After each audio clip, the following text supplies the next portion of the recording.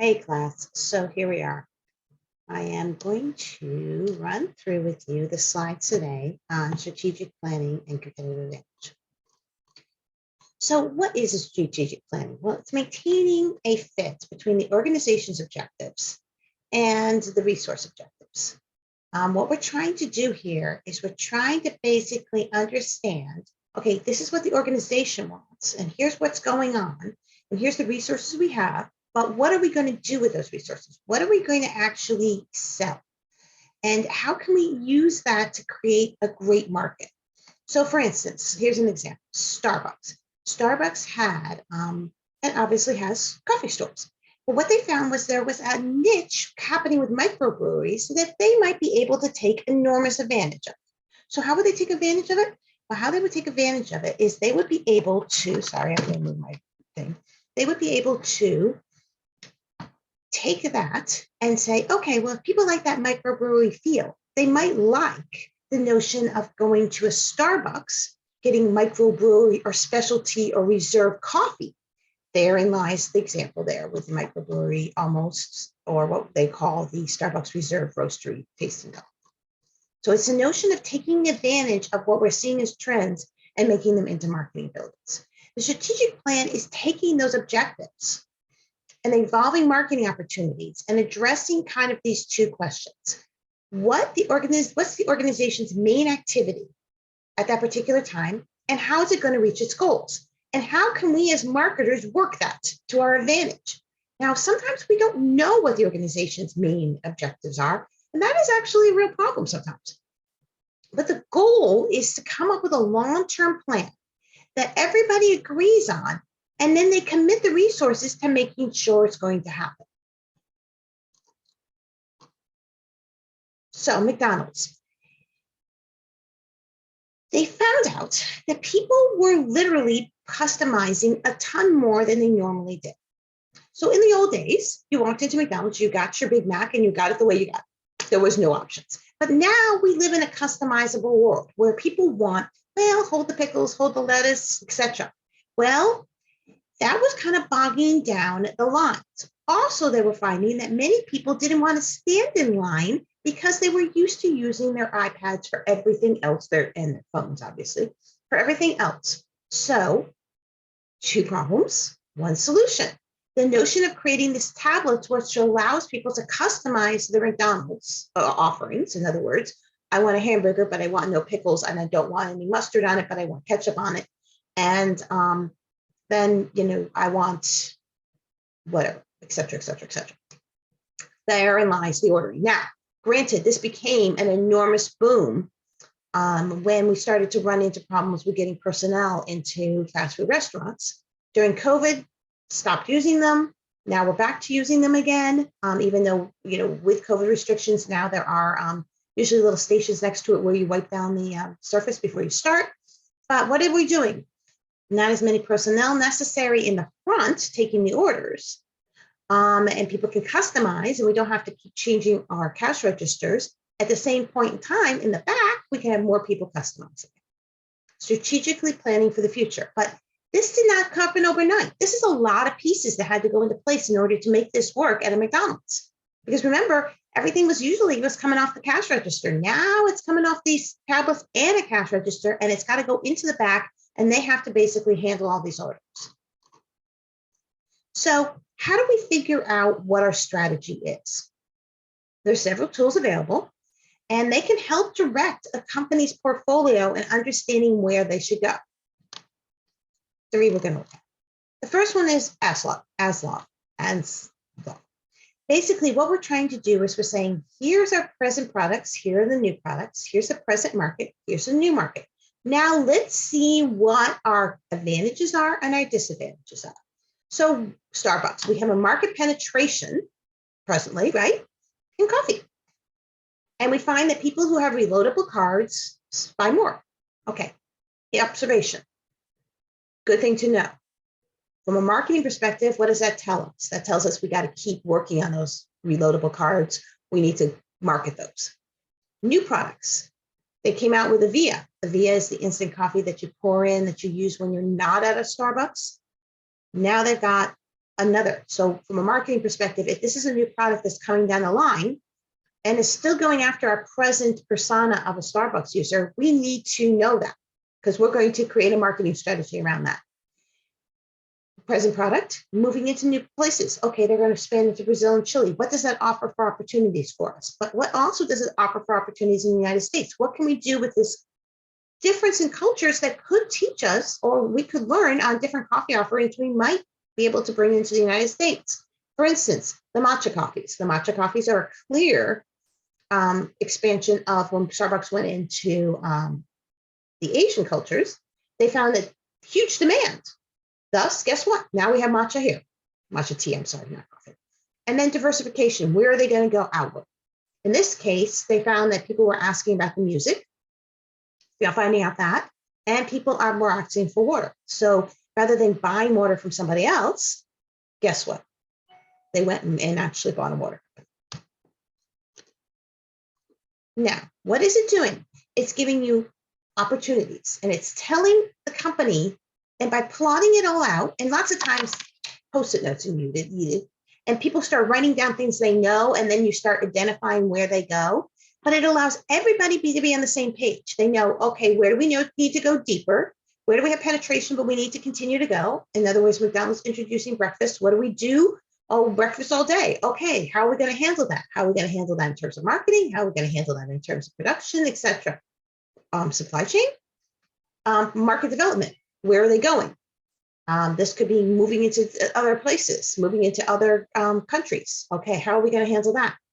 I don't know if you guys know this, but in Israel, because in general, most restaurants are kosher, that means that your dairy can't mix with your meat. Well, that means that obviously none of the McDonald's burgers have cheese on them. That's easy enough. Well, what about everything else that McDonald's sells? Milkshakes, lattes. Think about all the things they have with milk. So what happens is that in a McDonald's, in a culture such as that, they actually have two entrances. You place your order, you go into one side and you get your meat, et cetera, et cetera. And if you've ordered a milkshake, you go out, you come into another store and you get your milkshake. So that's the way you deal with cultural differences. So you need to understand that, because the marketers need to understand that. Product development. Abbott Laboratories was a classic example of this, where Abbott, as we all know them as the baby formula and maybe as the Ensure manufacturer, they know a ton about nutrition, a ton, because think about it. They know all about nutrition for babies. They know all about nutrition for older people or people with diabetes, et cetera. Well, guess what? Why couldn't they put them in bars? Why couldn't they put them in protein shakes? Well, they were missing the whole middle of the protein and the nutritional segments. So they expanded into that. That would be a product development. Diversification. Harley realized that a lot of women were riding Harleys. Well, they were modifying the Harleys, and there was a ton of market in modification of Harleys outside of Harley. Well, why were they letting somebody else modify their Harleys? Why weren't they selling directly to women and getting even more women buying them? So they modified, and they now have a line of Harleys that are designed for women. Now, an innovation matrix is a little bit different. It's another way of doing it, and it depends on the company which way they actually use these. And sometimes companies will use their little Post-it notes and do them multiple ways, by the way. This one is Amazon's. This is really actually based on Amazon.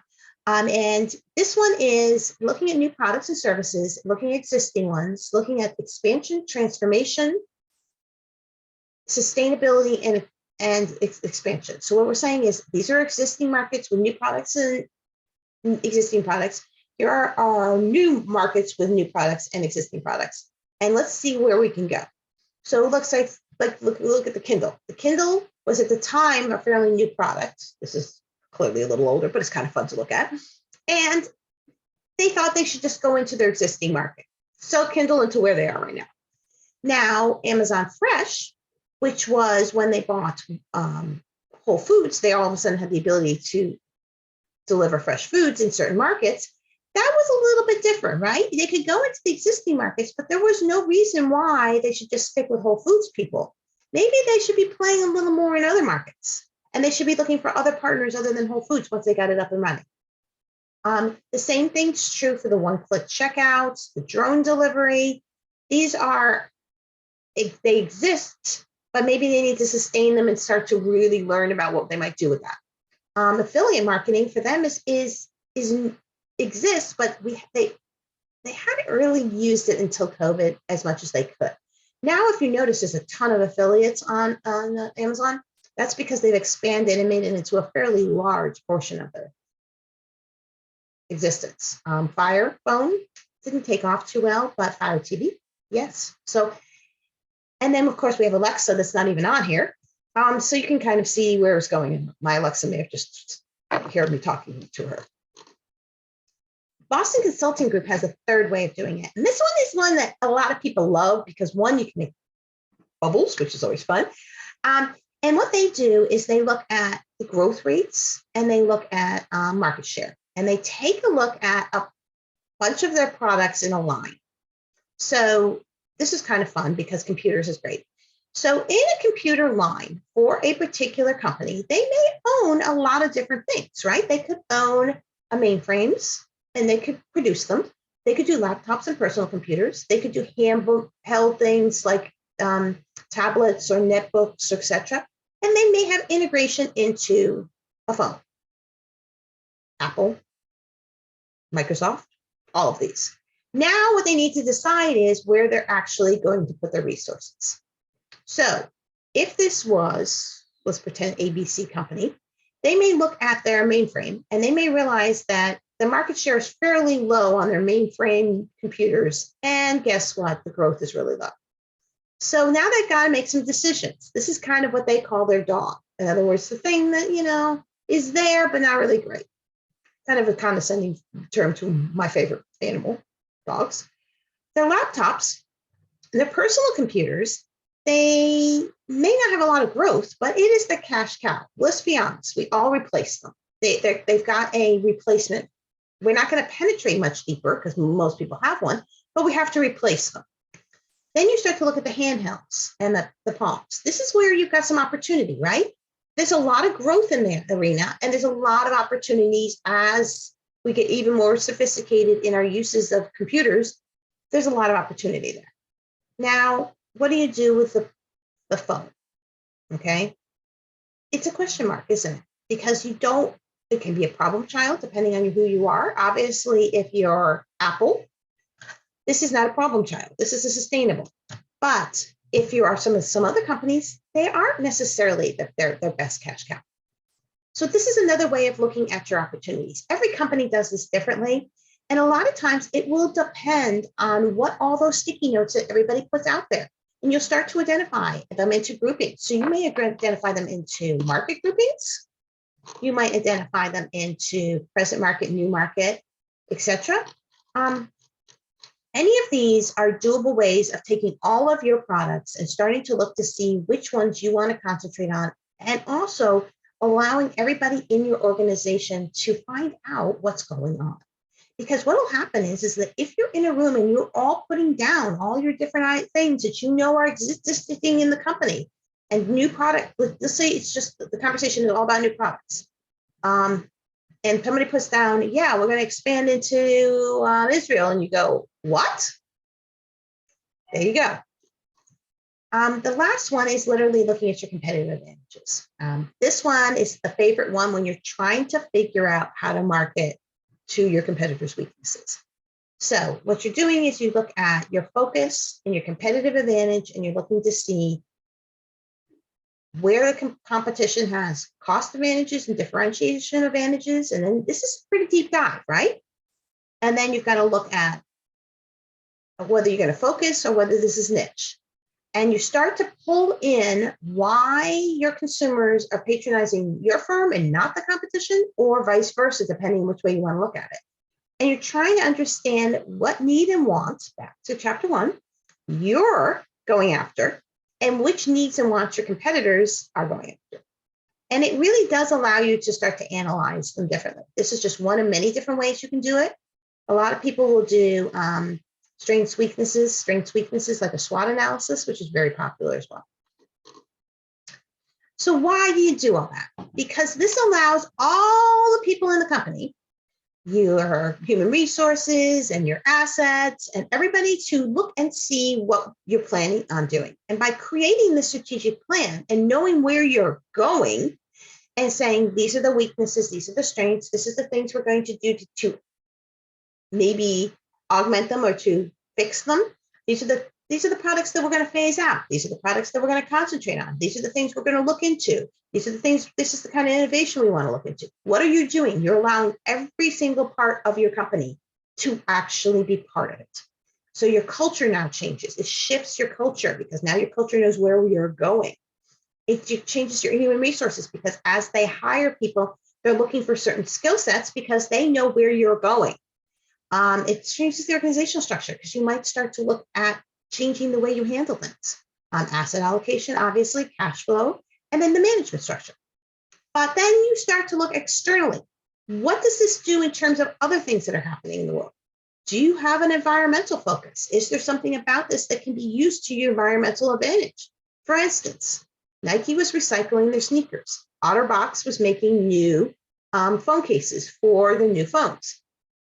Therein lies my new phone case. Recycled sneakers, OtterBox. What is happening in the economy? Do we have supply chain issues? Do we need to look to producing things in the United States? Technology, what technology is available? What technology do we need to pursue? Tesla's a disadvantage. What happened with Tesla was were producing cars. They found that there was a huge demand for cars with electric cars. However, they could not get enough batteries. So what is Tesla doing? They have bought and they are going to produce batteries themselves and actually provide them to their competition. But they have actually found that that's the only way to get enough technology to produce the cars they need. Policy, political. What is happening in the world in terms of politics that you need to be aware of? Legal ramifications. Competition. What do you see your competition doing? Keep your eye on that. Always keep your little finger, one of your fingers on the pulse of your competition. Media, what do you hear in the media? And then obviously fashion. What's happening around you? What is becoming fashionable? I know that sounds odd, but believe it or not, it matters for a lot of products. If everybody starts wearing sustainable clothing and your product isn't sustainable, you can guess if it's sustainable clothing, then it's going to become sustainable something else next time, etc. Or is packaging on fashion becoming different? Then maybe you need to change your packaging because it will trickle down. So once you get a plan in place and you start to create one, you're going to start to create goals. And then those goals are going to create allocation of resources and planning and strategies. See how we're going around in a circle? And then that's going to create progress. And that progress is going to create looking at sustainability and scaling. And then you're going to collect more information. You're going to refine it. You're going to rethink it. You're going to revise it. And then guess what? You're going to set some more goals. And then you're going to keep going around. And what this chart really is saying is that a strategic plan is a living document. It's ever changing. It never stays the same. And thus you have to think about it that way. You have to think about it as my marketing group has created a strategic plan and our company has created a strategic plan and I know where we're going. But at any point in time, over there, political, remember all those things we had that was external? Political environment can change, social environment can change, the economy can change, the climate focus can change, and you've got to be ready to adapt your plan. So here's an example of a strategic plan. It's a pretty common one. You've got a goal, you've got your measure of success. Within there, you have decided what you're going to do. And you may have decided that this particular one is actually for a nonprofit. So every youth in the program will receive a mentor. Pretty close. Well, how are you going to measure success? You're going to train new volunteers to be mentors. Pretty good way to handle it. So then you start putting it into smaller pieces. What's your objective? What are the smaller goals that are going to help you get that? What are the activities that you're actually going to do? How are you going to measure those activities? What are the target dates? What are the team members? See how you're slicing and dicing it? So here you might say, oh, well, I'm going to receive all these inquiries, and then I'm going to basically, I want to get about, okay, this is easier to do, right? So I want to get about 52 inquiries a month. So now there's something that the marketing can go after. We need to get 52 inquiries a month to get to this goal. And that means that I need to get quite a few applications. And that's a yearly application. Then what am I going to do that? Well, I'm going to post calendar notices. I'm going to do some online. I'm going to refer a friend. And I'm going to follow up once the person does it. And then basically we've created the goals. Then we're going to measure. Then we got target dates. And we've got who's going to do it. This is how your strategic plan actually becomes goals and activities. Esoterically, if you just have a strategic plan, but you have no goals and no activities, then guess what? It's air. And it's easy enough to do, and you can create air. Everybody can create air, but it's not going to get you any further, right? So this week, you've gone through chapter 1 and chapter 2. You've got some stuff to do on your simulation, and you got to take the simulation quiz so we can get started next week on the simulation. Have a great rest of the week, and text me if you have any questions. Thanks. And I've got to figure out how to turn the recording off.